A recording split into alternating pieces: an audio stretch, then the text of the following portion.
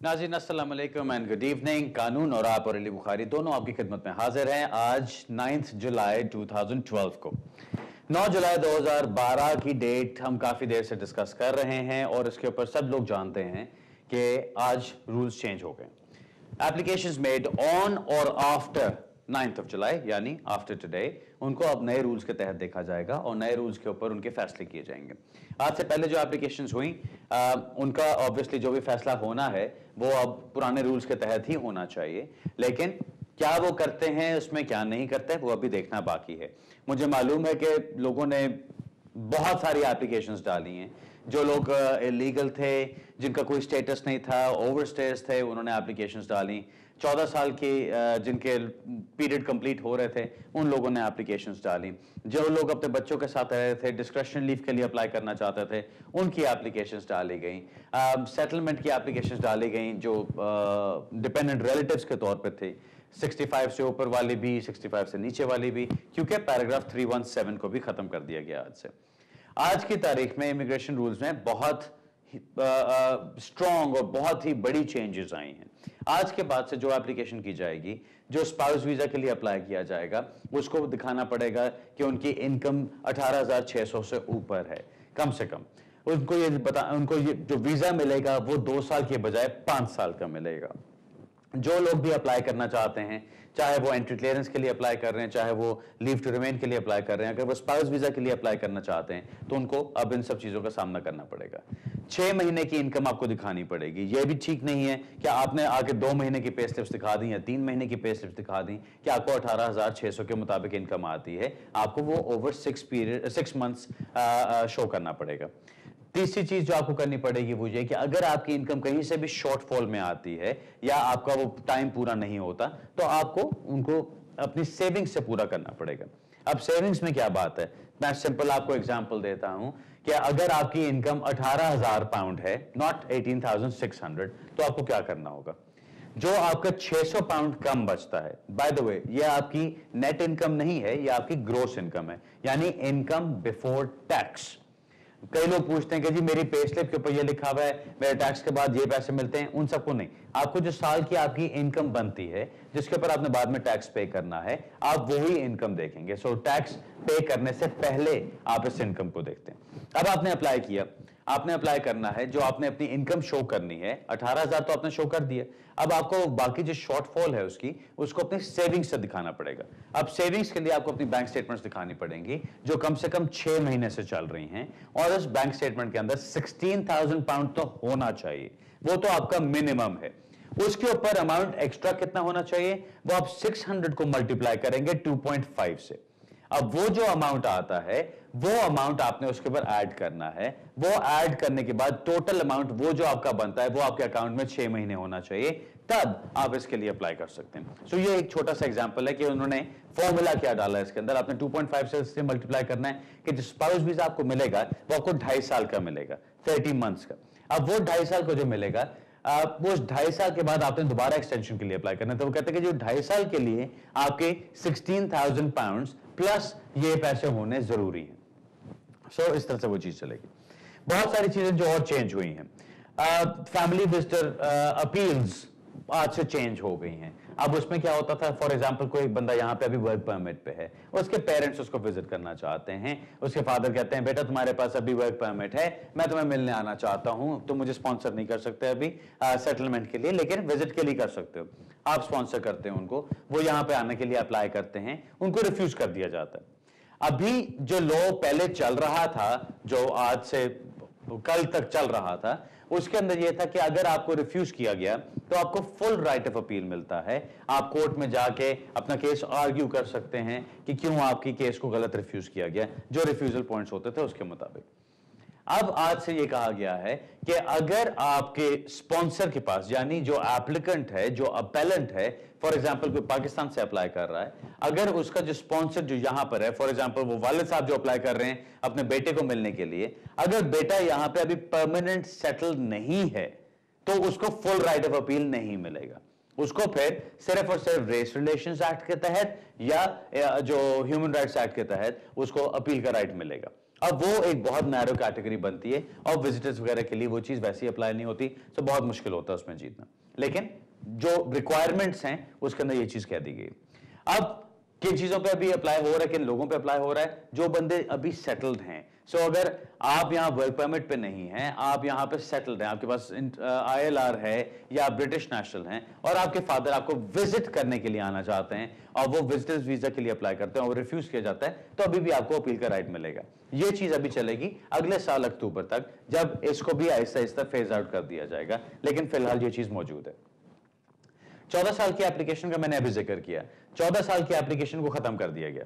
अब कहा यह गया है अगर आपने कंटिन्यूअस यहां पे अभी तक 14 साल गुजारे, उससे आपको कुछ नहीं मिलेगा। आप पहले 20 साल गुजारें, 20 इयर्स कंप्लीट करें। 20 इयर्स के बाद आपकी एलिजिबिलिटी बनती है कि आप अप्लाई कर सकते हैं कि आपको यहां पे स्टेटस मिले कि आपने 20 साल गुजारे, तो शायद आप थोड़ा सा सेटल हो गए हैं यहां पे, उसकी बेस पे आप अप्लाई करते हैं। अब वो एप्लीकेशन अगर आपकी अप्रूव होती है तो आपको 2.5 साल की लीव मिलेगी, जो कि आपको एक 10 साल के सेटलमेंट रूट पे डालती है। और उसमें 2.5 साल के बाद दोबारा आप एक्सटेंशन के लिए अप्लाई करते हैं और 4 एक्सटेंशंस मिलने के बाद आपको 10 साल के बाद इंडेफिनिट लीव मिल जाएगी। कॉन्सेप्ट जो बनाया गया है वो ये, जो इमिग्रेशन रूल्स जनरली पहले सेटल्ड और प्रेजेंट एंड सेटल्ड लोगों को अप्लाई होते थे, यानी ILR होल्डर्स को और ब्रिटिश नेशनल्स को, वो अब उसके अंदर एक कैटेगरी और डाल दी गई है जिसमें कि रेफ्यूजीज को भी ऐड कर दिया गया। सो अगर किसी के पास रेफ्यूजी स्टेटस है या ह्यूमैनिटेरियन प्रोटेक्शन है, उसके ऊपर भी ये रूल्स उसी तरह से अप्लाई होते हैं। पर्सनली मैं समझता हूं कि कोई रेफ्यूजी स्टेटस पे यहां पर है तो उसको ये एक्सपेक्ट करना कि वो 18,600 की इनकम शो करे और ओनली देन वो अपने स्पाउस को लेकर आ सकता है, बहुत बड़ी ज्यादती है। आई एम श्योर इसको चैलेंज किया जाएगा एंड आई होप कि इसको शूट डाउन कर दिया जाएगा, बिकॉज ये चीज मुझे ठीक नहीं लगती। इट डजंट सीम फेयर कि इतने पैसे डिमांड किए जाए। दूसरी चीज जो अब कॉन्सेप्ट इन सारे रूल्स को देख के निकल रहा है, क्योंकि आज मैं सारा दिन ऑन एंड ऑफ देखता रहा हूं, जब भी क्लाइंट से फारे होकर टाइम मिला है तो मैं रूल्स को पढ़ता रहा हूं। दूसरी चीज जो कॉन्सेप्ट सामने आता है मुझे क्या, उन्होंने इनडेफिनेट लीव को एक तरह से आपकी अप्रोच से बाहर कर दिया, थोड़ा दूर कर दिया उसको। क्यों? अभी आप जो भी एप्लीकेशन करते थे वो आपकी टारगेट होता था इंडेफिनेट लीव पे जाने के लिए। आप स्पाउस वीजा के लिए अप्लाई कर रहे हैं, 2 साल बाद इंडेफिनेट हो जाएगा। आप वर्क परमिट के लिए अप्लाई करते हैं, 5 साल बाद इंडेफिनेट हो जाएगा। आप किसी और वर्क कैटेगरी के अंदर जाते हैं, 5 साल बाद आपको मिल जाएगा इंडेफिनेट लीव। 14 साल कंप्लीट हो गए, ठीक है, इंडेफिनेट लीव फौरन मिल जानी चाहिए। आपके जो 7 साल की पॉलिसी थी कि बच्चों ने 7 साल यहां पे गुजार लिए, उनको इंडेफिनेट लीव मिल जाती थी। अब वो सारी कॉन्सेप्ट्स को खत्म करके जो मुझे एक सेंस समझ आ रही है वो ये है कि लोगों को टेम्पररी स्टेटस दिया जाए। टेम्पररी स्टेटस देके उनसे कहा जाए इंग्लिश सीखो, काम करो, अपने आप को खुद लुक आफ्टर करो, फाइनेंशियली इंडिपेंडेंट बनो, और जो सारे बेनिफिट्स हैं उन पे रिलाई करना बंद करो, तब हम आपको आगे लेके चलेंगे और आपको लीव मिलती जाएगी। और उसके बाद 10 साल गुजारने के बाद आपको यहां पे इंडेफिनेट लीव मिल जाएगी। यानी वो ये चाहते हैं कि आप बहुत मेहनत करें इंडेफिनेट लीव हासिल करने के लिए। ये नहीं कि बस यहां पर आए तो आके बस अप्लाई किया, कुछ भी कोई भी कहानी बनाई किसी के साथ बैठ के और उस कहानी की बेस पे आपका केस हुआ तो आपको फॉरन इंडेफिनेट लीव मिल गई। आपको याद होगा जो रेफ्यूजी स्टेटस मिला करता था पहले, वो रेफ्यूजी स्टेटस के अंदर स्ट्रेट फॉरवर्ड इंडेफिनेट लीव मिलती थी। मेरे अपने क्लाइंट्स ऐसे थे कि असाइलम किया, हफ्ते बाद इंटरव्यू हुआ, 10 दिन के अंदर उनको इंडेफिनेट लीव मिल गई, बात खत्म हुई। ये पुराने वक्तों की बातें हैं। उसके बाद obviously 2006 onwards, I think August 30 2006 onwards, उन्होंने 5 साल का कॉन्सेप्ट शुरू किया था कि जी अब आपको 5 साल की लीव दी जाएगी और उसके बाद आप इंडेफिनेट लीव के लिए अप्लाई कर सकते हैं। और उस वक्त लोगों ने बड़ा शोर मचाया था कि जी ये क्या हो रहा है, बट अब अगर आप देखें उसको तो वो लोग अभी भी बेहतर हैं। एनीवे, चेंजेस तो बहुत सारी हैं। जो सबसे इंपॉर्टेंट चीज जिसके ऊपर मैं बात करना चाहता हूं और जो सबसे ज्यादा लोगों को अफेक्ट करती है वो है जहां बच्चे इन्वॉल्व हैं। ये ऐसा क्वेश्चन भी है और ऐसी एरिया भी है जिसके अंदर बहुत सारी डिफिकल्टीज हैं, बहुत सारे डिफरेंसेस हैं, बहुत सारे ओपिनियंस में फर्क है। मुझे लास्ट वीक भी कुछ लोगों ने क्वेश्चंस पूछे थे, शो पे भी मेरे ख्याल है किसी ने सवाल किया था कि जी कुछ वकील कह रहे हैं कि अगर बच्चों को स्टेटस दिया जाएगा तो बड़ों को नहीं दिया जाएगा, या जो एडल्ट्स हैं उनके साथ पेरेंट्स हैं उनको नहीं मिलेगा। इस तरह बच्चों के लिए कहा गया। मेरे ख्याल है एक बच्चों वाली बात ही है इस तरह की बात कहना, बिकॉज मुझे जो चीज नजर आई है रूल्स के अंदर वो ये है कि उन्होंने एक एनेक्स जो बनाई है, NXFM, उसके अंदर उन्होंने साफ साफ बताया है कि जी फैमिली के ऊपर हमने क्या क्या चीजें अप्लाई करनी है और किस तरह से उसको लेके चलना है। अब उसको जब आप फॉलो करते हैं तो मेरी अंडरस्टैंडिंग उसमें यही बनती है कि आर्टिकल 8 यानी जो आपके फैमिली लाइफ बनती है, जो आपके फैमिली लाइफ की बेस पे आपके राइट्स बनते हैं जिनको प्रोटेक्शन मिलनी चाहिए, उन राइट्स को उन्होंने इस रूल के अंदर डाल दिया। अब वो कहते हैं कि जी रूल जो है वो एनेक्स FM है।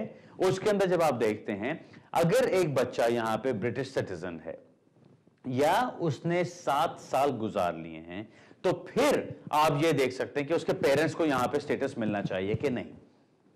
सिंपल। अब ये ब्रिटिश सिटीजन होना और दूसरी तरफ बच्चे को 7 साल गुजारने। अब एक बच्चा है यहां पे, वो 3 साल का है, वो ब्रिटिश नेशनल है, क्या उसके बेस्ट इंटरेस्ट में ये है कि उसको यहां से निकाला जाए अपने पेरेंट्स के साथ? अगर उसने फॉर एग्जांपल 5 साल गुजार लिए यहां पे और वो यहां पे स्कूल जाना शुरू हो रहा है या नर्सरी जा रहा है, जो भी वो बच्चे जो करते हैं 5 साल की एज पे, अगर वो सब कुछ कर रहा है, क्या उसके बेस्ट इंटरेस्ट में ये होगा कि उसके पेरेंट्स को अगर यहां से निकाल के वापस इंडिया भेजा जा रहा है तो उसको भी भेजा जाए? हम अगर ये चीज प्रूव कर लें कि नहीं, उसके बेस्ट इंटरेस्ट में ये चीज नहीं है कि उसको यहां से निकाला जाए, तो उसके पेरेंट्स को भी साथ स्टेटस मिल जाएगा, उनको भी यहां से निकाला नहीं जाएगा। अब होगा क्या? उन्होंने ये 2 कैटेगरीज बना दी हैं। या आपको वो 5 साल की फैमिली रूट पे डाल देंगे, यानी 5 साल के फैमिली रूट का मतलब है कि 5 साल के बाद आपको इंडेफिनेटली मिल जाएगी जो प्रोबेशनरी पीरियड है, या वो आपको 10 साल के फैमिली रूट के ऊपर डाल देंगे, जो अभी जिस तरह डिस्क्रिशनली मिलती है कि 3 साल के बाद 3 साल और फिर 6 साल के बाद आपको इंडेफिनेटली मिल जाएगी। वो चीज को उन्होंने अब 6 साल से बढ़ा के समझ लें 10 साल कर दिए। सो वो 10 इयर्स की बेस पे जाके आप उस कैटेगरी में फिर आप डल जाते हैं और वो मामला चलता है। अब आज एक साहब आए हुए थे, वो अपॉइंटमेंट थी उनकी मेरे साथ दफ्तर में, उनको जब मैंने बताया कि जी बच्चा अगर अभी 1 साल का है तो उसको अभी स्टेटस नहीं मिलेगा, उसको पहले 7 साल का होना है, उसके बाद जाके उसके वो ग्राउंड बनता है कि वो बाकी फैक्टर्स दिखाए कि कौन से फैक्टर्स हैं, तो उसकी बेस पे उसको मिलेगा और फिर 10 साल के लिए मिलेगी। तो कहते हैं कैसी बात कर रहे हो, इसका मतलब वो 17 साल का होगा तो उसको इंडेफिनिट मिलेगी? नहीं नहीं, ऐसा नहीं हो सकता। अनफॉर्चुनेटली ऐसा ही हुआ है। जो रूल बनाया जा रहा है उसके अंदर यही चीज कही गई है कि आपको अगर एलिजिबिलिटी शो करनी है कि एक बच्चे को कंसिडर भी किया जाए यहां पे, तो आइदर वो ब्रिटिश नेशनल हो या उसने कम से कम 7 साल गुजारे हो यहां पे। अगर ऐसी सूरत है तो आप उसको कंसिडर करना शुरू करते हैं कि इस बच्चे के साथ और क्या क्या फैक्टर्स हैं यहां पे। उन फैक्टर्स में क्या चीज आती है, वो कौन सी जबान बोलता है, वो कौन सी लैंग्वेज में लिख सकता है, उसकी कोई मेडिकल इश्यूज हैं कि नहीं, क्या वो वापस जाके अपने कंट्री ऑफ ओरिजिन में जाके सेटल हो सकता है, अगर वो पेरेंट्स के साथ रहता है तो उसके पेरेंट्स का कितना कांटेक्ट रहा, कितना वो ट्रैवल करते रहे अपनी कंट्री में, ये बच्चा कितनी दफा वहां पे गया, कितना रहा वहां पे, ये सारे फैक्टर्स लाए जाते हैं बीच में। इन फैक्टर्स की बेस पे अब फैसला किया जाएगा। मैं बिल्कुल अभी प्रिटेंड नहीं करना चाहता कि मैं नए रूल्स को अच्छी तरह से मास्टर कर चुका हूं ऑलरेडी। मैंने पढ़ा है, मैंने बहुत आज रिसर्च की है इसके ऊपर कि मुझे कुछ अंडरस्टैंडिंग हो, क्योंकि मैं आज जब दफ्तर पहुंचा हूं तो मैं ऐसा महसूस कर रहा था कि मेरे हथियार मेरे से छीन लिए गए हैं और मुझे नए हथियार बनाने हैं। सो इसलिए मैं बैठ के नए रूल्स को देख रहा था कि उसमें क्या क्या चीजें आई हैं, और बहुत सारी ऐसी चीजें हैं इसमें। हरगिज मैं ये नहीं कहूंगा कि जी लोग डर के बैठ जाएं, खौफ से बैठ जाएं कि जी अब क्या होगा। सबसे पहली चीज अंडरस्टैंड करने वाली ये है कि एक खिड़की बंद होती है तो कहीं ना कहीं दूसरी खिड़की खुल जाती है। ओके, मेरे पास जो आज अंडरस्टैंडिंग हुई है मुझे इन रूल्स को देख के, उसमें उन्होंने ठीक है सख्ती बहुत ज्यादा कर दी है, लेकिन फिर भी कहीं ना कहीं एक फेयरनेस का एलिमेंट चलता है। एक एग्जाम्पल छोटा सा दूं कि जो बच्चों के 7 साल देखे जा रहे हैं, मैं एक्सपेक्ट करता था कि जितनी सख्ती हो रही है वो ये कह सकते हैं कि जी बच्चों को 7 साल गुजरे हों तो वो लीगल गुजरे हों। ऐसी चीज नहीं है, उसमें यह है कि अगर बच्चों को लीगल या इलीगल तो टोटल मिला के जो भी टाइम पीरियड गुजरा है 7 साल का और आप प्रूव कर सकते हो, तो उस टाइम को वो कंसिडर करने को तैयार हैं इसमें, which is a good thing. बहुत सारी चीजें हैं जो कि अनफेयर और मुझे बहुत बुरी लग रही हैं, लेकिन फिर भी कई चीजें ऐसी हैं कि जो कि वेलकम है कि ऑल राइट आपने इतनी सख्ती की तो कम से कम ये चीज तो रखिए। अब मोटी मोटी बातें 2-4 मैं बता दूं यहां पे। 14 इयर्स वाली कैटेगरी में अब उन्होंने क्या चीज चेंज लेकर आए हैं। अब उसमें ये कह दिया गया कि जी 14 साल आपके अगर गुजर भी गए डज नॉट मैटर, अब वो रूल अप्लाई नहीं करता। आप 20 इयर्स कंप्लीट करें और उसके बाद फिर आपको 2.5 साल की लीव मिलेगी और आप उस पर जा सकते हैं। दूसरी तरफ यह भी कह दिया गया कि अगर आपको 20 साल नहीं गुजरे यहां पे, लेकिन आप ये दिखा सकते हैं कि आपकी कल्चरल, आपके सोशल, आपके फैमिली टाइज वगैरह सब अपनी कंट्री के साथ खत्म हो चुके हैं, तो उसकी बेस पे आप अप्लाई कर सकते हैं और आपको उस पर 2.5 साल की लीव मिल सकती है। यहां पे एक इंटरेस्टिंग क्वेश्चन आता है। एक साहब आए मेरे पास जिनको लास्ट वीक में बता रहा था इसके बारे में। अब उनको जब बताया कि जी ये चीज एक कॉन्सेप्ट बनता है, अब वो बिल्कुल ठेठ पंजाबी बोलता है, कोई इंग्लिश नहीं बोलता बंदा, बिल्कुल नथिंग। वो कहता है हाँ जी ये तो फिर कोई मसला ही नहीं, वो कह दे उधर, कोई मसला नहीं। फिर ऐसे बात नहीं होती, आपको ये प्रूव करना पड़ेगा कि बाकी आपके ऐसे कोई कनेक्शन अब रह नहीं गए। अब वो एक बंदा, जब हम कल्चरल बात करते हैं, एक बंदा है वो अपने वो कश्मीर से चला, वो यहाँ पर आया, वो आके वही अपनी हवाई चप्पल पहनता है, अभी भी वो अपना शलवार कमीज पहनता है, अभी भी अपनी वो चादर लपेट के बड़ी बड़ी मूंछों को लेके फिरता है बंदा, बिल्कुल जिस तरह से वो अपने वहां फिरता था। तो वो उसने कल्चर अपने को चेंज नहीं किया। अगर उसकी लैंग्वेज वही है, उसने अंग्रेजी सीखना गवारा नहीं किया, तो उसको उस तरह से कल्चरली चेंज नहीं किया गया। कॉन्सेप्ट जो मैं बताने की कोशिश कर रहा हूं, जो मैं समझाने की कोशिश कर रहा हूं, वो ये है कि अब जो ये चीजें लाई जा रही हैं, जो रूल्स लाए जा रहे हैं, वो सब कुछ इंटीग्रेशन पे जा रहा है। इंटीग्रेशन का क्या मतलब है कि आपने यहां पर यूके में आके क्या किया? क्या आप अपना गांव पूरा उठा लाए हो यहां पे और उसी गांव के अंदर ही रह रहे हो अभी तक और उसी तरह से आगे चल रहे हो? क्या आपने उसको छोड़ के आपने लाइफ जो यूके की है उसको अपनाया है? आपने यहाँ की लैंग्वेज सीखी, आपने यहाँ पे काम किया, आपने यहाँ पे कोई एजुकेशन ली, आप आपको अपना हुलिया थोड़ा सा बदला यहाँ के मुताबिक? क्या ऐसा हुआ? अगर ऐसा हुआ तो हाँ ठीक है, आप चल सकते हो। ये चीजें अब ऐसी हैं कि अब दिमाग लड़ाना पड़ेगा। मैं अभी ये बिल्कुल नहीं कहता कि जी सारे वकील इस चीज को अच्छी तरह से समझ गए होंगे जो नए रूल्स आए हैं। ऑब्वियसली आज नए रूल्स मैंने तो देखे हैं, सो मैं तो उनके मुताबिक अभी चलूंगा। अभी इसमें बहुत सारी गलतियां होंगी, अभी इसमें बहुत सारे ब्लंडर्स होंगे, अभी इसमें वकील बहुत सारी गलतियां करेंगे जहां वकील खुद नहीं समझते कि केस को किस तरह से हैंडल करना है। आज मैं देख रहा था FLRM फॉर्म, जो पहले काफी स्ट्रेट फॉरवर्ड नॉर्मल फॉर्म होता था, अब वो 41 पेजेस पर चला गया। अब 41 पेजेस को आप जब बैठ के देखना शुरू करते हो, उसमें फिलअप करना शुरू करते हो, जिस तरह वो HSMP के या पॉइंट्स बेस्ड सिस्टम की एप्लीकेशंस थी, अब उस तरह की चीज लगने लग गया है एक FLRM फॉर्म, जो कि आज की डेट में उन्होंने अपडेट किया। अगर जब आप उसको देखते हो और ऐसी चीजों को देखते हो, इट्स डिफिकल्ट, इट्स एनोइंग कि उसमें उन्होंने कितनी चेंजेस ले आए। लेकिन अब बजाय से कि आप दीवार में सर मारते रहो कि जी चेंज हो गया, और आप नए रूल्स को देखो, समझो और उसके मुताबिक बात करो। मेरी तरफ से जो मैं चीज कहता हूं और जो मैं चीज अब ऑलरेडी फौरन कर रहा हूं, वो ये है, नए रूल्स आ गए हैं, पुराने रूल्स को पीटना बंद करो, अब नए रूल्स के मुताबिक अप्लाई करो और उसके मुताबिक जो आपका स्टेटस बनता है वो आपको मिलना चाहिए। अगर नहीं बनता तो उसके लिए लड़ना पड़ेगा। अगर बनता है तो ठीक है, 3 साल की डिस्क्रिशनरी लीव नहीं मिलेगी, 2.5 साल की लीव मिलेगी। भाई जो मिलता है उसको लो, गनीमत जानो, काम करो, आप ट्रैवल कर सकते हो, अपने आप को इंटीग्रेट करना शुरू करो ताकि आपकी जिंदगी आगे यहां पर चलनी शुरू हो। पुरानी चीजों को पीटने का कोई फायदा नहीं। अब मैं उन लोगों से बात करना चाहता हूं जो लेगेसी को अभी तक पकड़ के बैठे हैं कि नहीं जी लेगेसी में तस्वीरें भेजनी थी, नहीं जी अभी भी लेगेसी में आएगा, अभी भी लेगेसी में आएगा। भाई अब किस चीज का इंतजार है? अभी तक जो मैं लेगेसी के ऊपर कहता रहा हूं, मुझे आज भी किसी ने पूछा लेगेसी वाला, और मेरा दिल कर रहा था कि मैं उसके सर पे कोई चीज फोड़ दूं, क्योंकि एक चीज आई थी, एक लेगेसी का उन्होंने अनाउंसमेंट की जो जुलाई 2007 में अनाउंस किया गया था। उस चीज को 5 साल गुजर चुके। उसके बाद उन्होंने उसके ऊपर फैसले किए और उन फैसलों को भी खत्म किए हुए, बंद किए हुए बहुत देर गुजर चुकी हुई है।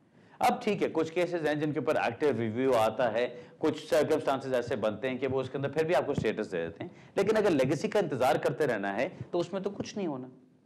अब जो लोग लेगेसी का इंतजार करते रहे, उन्होंने कुछ नहीं किया, उनको पिछले हफ्ते तक मौका था कि वो कोई नई एप्लीकेशन डाल दें, क्योंकि वो जो नई एप्लीकेशन गई होगी उस एप्लीकेशन के ऊपर अब फैसला होगा तो उनको डिस्क्रिशनरी लीव भी मिल सकती है या 2.5 साल की लीव मिल सकती है। आइदर वे जो कुछ भी होगा अब आगे चल के इसको देखा जाएगा। मेरा ख्याल है अब सीधा सवाल जवाब की तरफ चलते हैं। मैं इतना जरूर कहना चाहता हूं कि बहुत सारे नए लॉज आए हैं, बहुत सारे नए रूल्स आए हैं, सब कुछ आज ही यहां पे डिस्कस करने की कोशिश ना करें, बिकॉज बहुत सारी चीजें हैं, और अपने पूरे केस को आज ही यहां पे टीवी के ऊपर बैठ के डिस्कस करने की कोशिश ना कीजिएगा।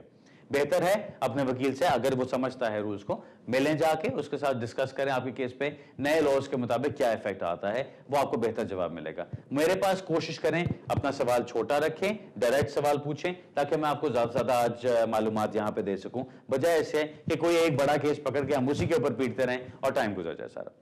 पहला सवाल लेते जी। हेलो। हेलो, अस्सलाम वालेकुम। वालेकुम सलाम जी। क्या हाल है जी? ठीक ठाक है? बस खैरियत जी। अच्छा, मैंने पूछना था कि मैं यहाँ पे विजिट पे आया था और मैंने यहाँ पे शादी की थी पिछले साल। ठीक। और वो खुद बेनिफिट्स वगैरह पे थी जी।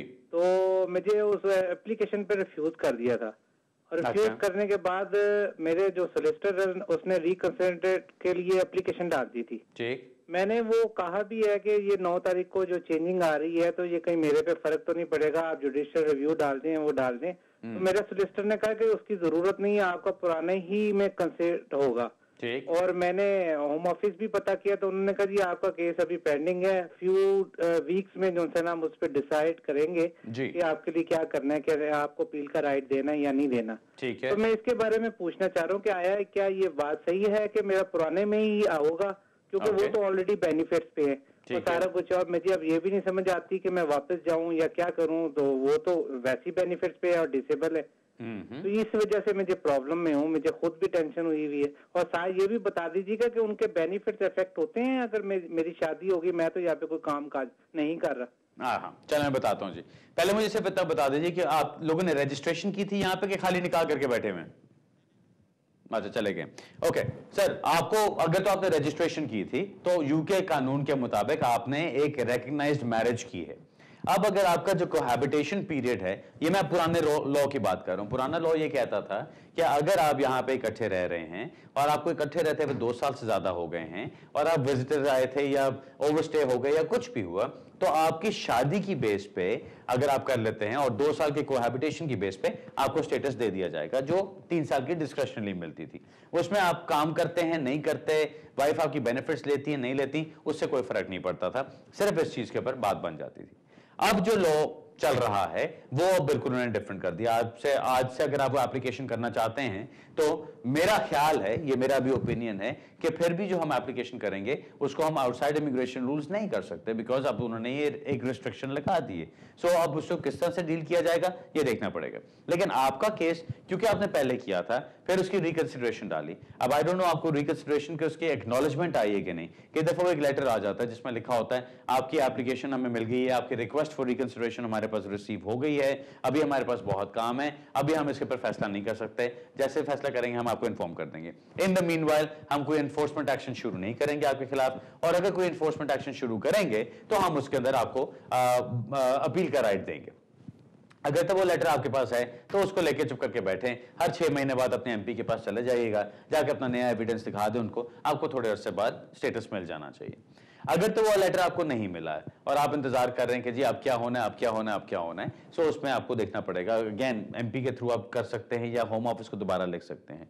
होता क्या है कि जब आप एप्लीकेशन भेजते हैं जिसके साथ होम ऑफिस की फी जाती है, तो उसमें 3-4 महीने के अंदर डेफिनेटली उनको जवाब देना पड़ता है। आपकी एप्लीकेशन अगर आपने दोबारा कर दी होती तो आपको शायद दोबारा जवाब आ जाता, लेकिन उसका कोई फायदा नहीं अगर आपको अभी 2 साल नहीं हुए कोहैबिटेशन करते हुए। सो अगर इकट्ठे रहते हुए आपको 2 साल से ज्यादा हो गया, अगर इकट्ठे अगर आपने रजिस्ट्रेशन भी कर ली, तो जब भी आपका वो टाइम पीरियड कंप्लीट होता है तो आप उसकी बेस पे एक फर्दर रिप्रेजेंटेशन कर सकते हैं कि जी मैंने फलानी डेट को अप्लाई किया था, उस कानून के अंदर मुझे कंसिडर किया जाए और मुझे यहाँ पे स्टेटस दिया जाए। अगर वो फिर भी आपको स्टेटस नहीं देते तो फिर आप उनसे कह सकते हैं कि अच्छा भाई मुझे अपील का राइट दो, कोई एनफोर्समेंट एक्शन शुरू करो ताकि मुझे अपील का राइट जनरेट हो उससे। आपकी अगर एप्लीकेशन साल पहले रिफ्यूज हुई भी हो और आप वकील को आज कह रहे हो कि जी जुडिशियल रिव्यू कर दो, तो उससे कोई फायदा नहीं, बिकॉज जुडिशियल रिव्यू आपका 3 महीने के अंदर होना चाहिए रिफ्यूजल लेटर से। अगर वो टाइम गुजर चुका था तो इसलिए आपके वकील ने जुडिशियल रिव्यू नहीं किया, या अगर आपके 2 साल अभी कंप्लीट नहीं हुए थे तो इसलिए शायद वकील ने आपका जुडिशियल रिव्यू ना किया हो। बिकॉज अगर आपको अभी 6 महीने गुजरे हैं साथ रहते हुए और आप जुडिशियल रिव्यू में जाके वहां से रिफ्यूज करा लेते हैं तो उसका कोई फायदा नहीं। सो इसलिए ये चीज जरूरी थी कि आपकी एप्लीकेशन को सही तरह किया जाए, जो भी मुझे लग रहा है कि आपके वकील ने शायद आपको सही ही कहा है, क्योंकि नए रूल्स के अंदर जाके आपको अभी कोई फायदा नहीं। पुराने रूल्स के अंदर आप अप्लाई करें, उसके अंदर आप फर्दर रिप्रेजेंटेशंस कर दें, मेक श्योर कि आप उसको चेस अप करते रहें, अपने एमपी वगैरह के थ्रू चेस अप करें, एंड देन होपफुली जब उसका फैसला होता है तो उस फैसले के अंदर आपको अगर तो 3 साल की डिस्क्रिप्शन लीव मिल गई तो मेरे ख्याल है आप बहुत लकी होंगे। मोस्ट प्रोबेबली जो मुझे लग रहा है रूल्स को देख के वो ये कि वो आपको 2.5 साल की लीव देंगे, चाहे आपने पुरानी एप्लीकेशन की थी, लेकिन क्योंकि फैसला अब किया जा रहा है तो उसमें आपको 2.5 साल की लीव दी जाएगी, जो आपको 10 साल के बाद इंडेफिनिट लीव दिलवाएगी। ऑलराइट जी, अब नाज़रीन ब्रेक की तरफ चलते हैं। ब्रेक से वापस आते हैं, अपना सवाल जवाब का सिलसिला जारी रखेंगे। मिलते हैं थोड़ी सी देर में।